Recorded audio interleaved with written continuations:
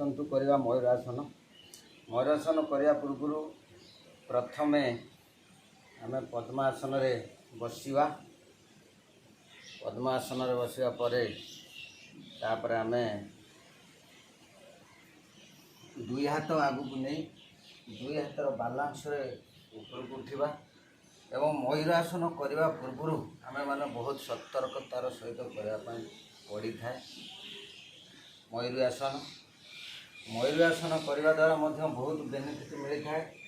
से यही आसन करने पूर्व निश्चित गुरुंकर परामर्श करने दरकार, ना सेमती कले शरीर पर असुविधा।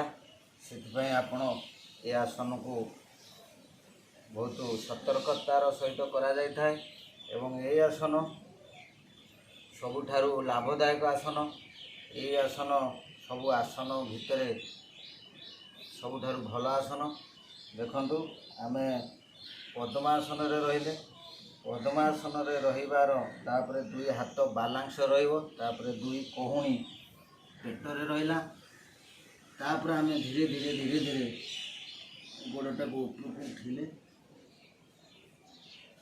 ताला आमर मयूरासन। मयूरासन करने द्वारा आमर पेटर अनेक प्रकार समस्या दूर होता है। पेटर चर्बी कमी थाए, स्टोन एवं अल्सर अनेक प्रकार पेटर रोग भल होता है। ये है मयूरासन।